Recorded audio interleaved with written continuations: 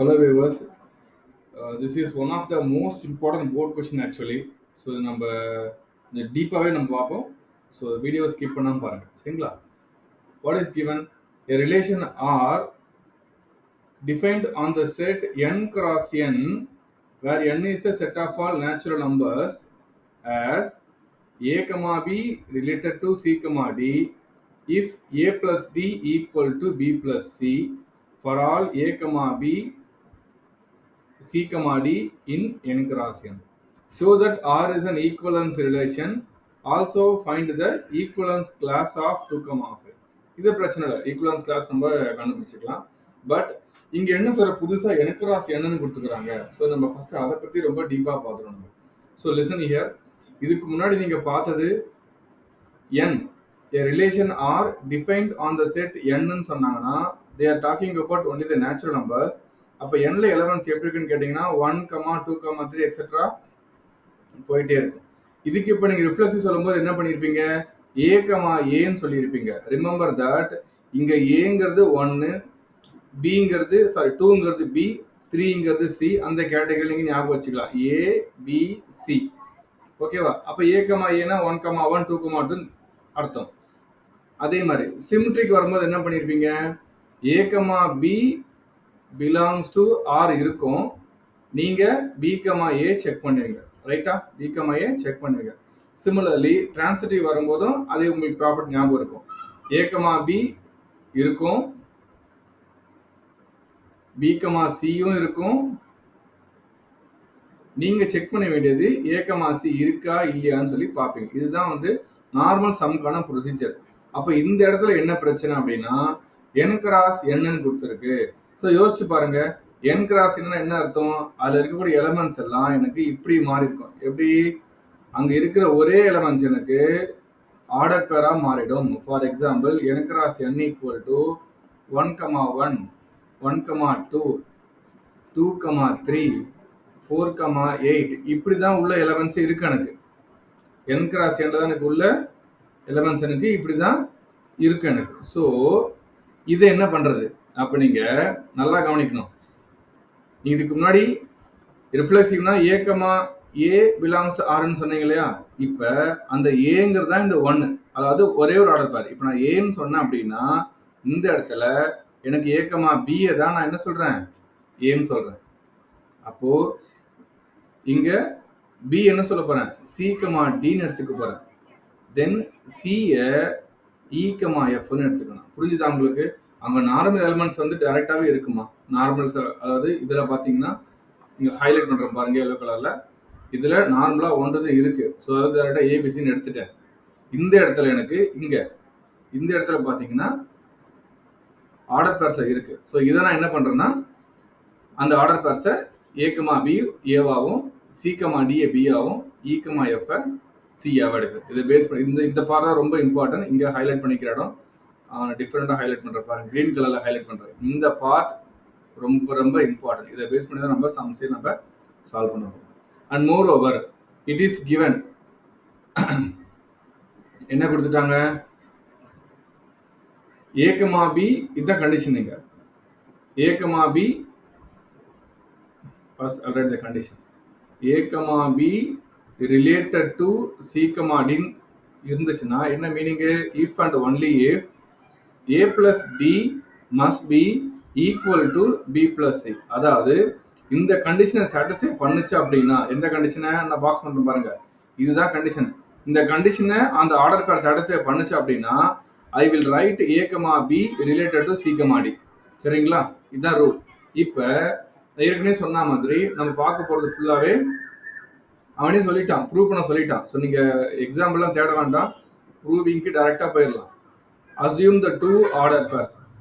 இங்க ரிஃப்ளெக்சிவ் என்ன பண்ணுவோம் நம்ம யூசுவலா, ஏ கமா ஏ பிலாங்ஸ் டு ஆர்ன்னு சொல்லுவோம். அந்த என்ன சொல்லியிருக்கீங்க, ஏனா கிரீன் கலர்ல பாருங்க, ஏனா ஏ கமா பின்னு அர்த்தம். அப்ப எனக்கு இந்த ஏ கமா பி தான் ஏவே. புரிஞ்சுதா உங்களுக்கு.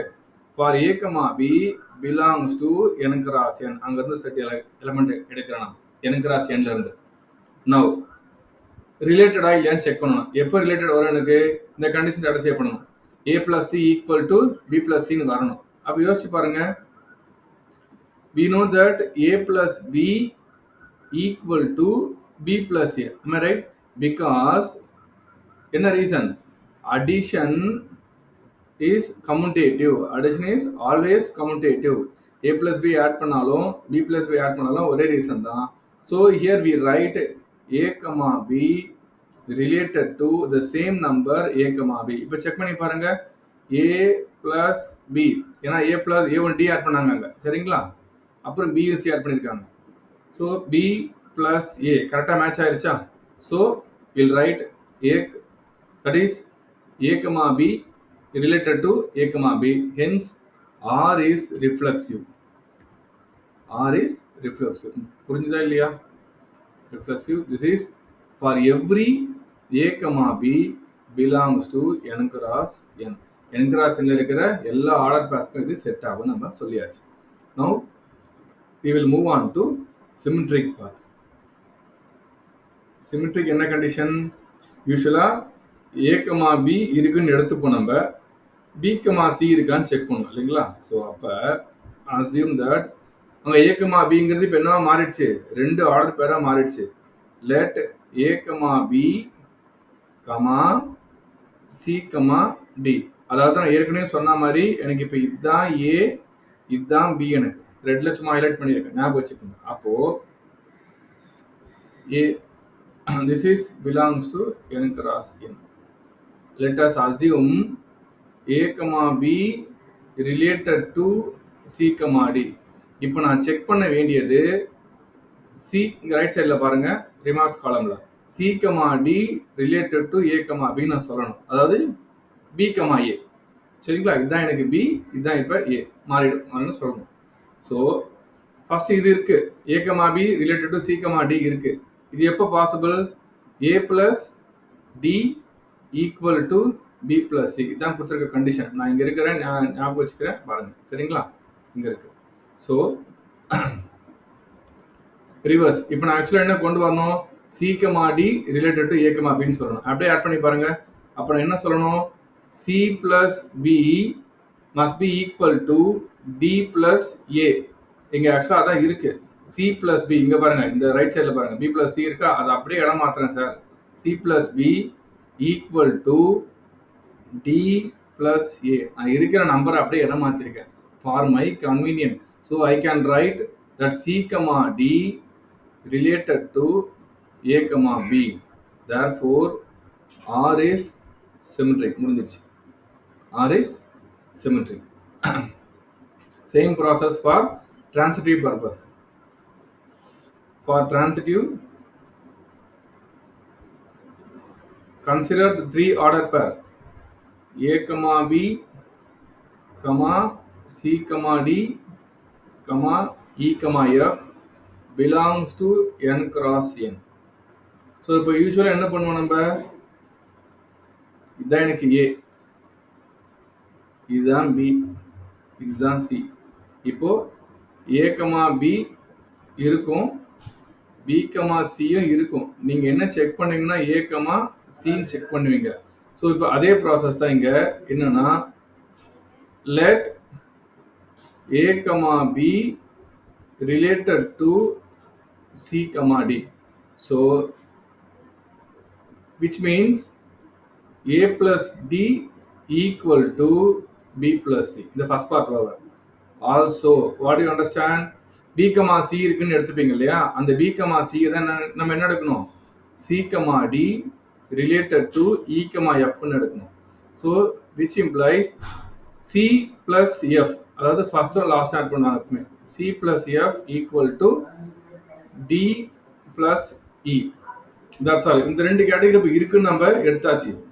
இப்போ என்ன ப்ரூவ் பண்ணணுன்றதுதான் பிரச்சனை. a comma b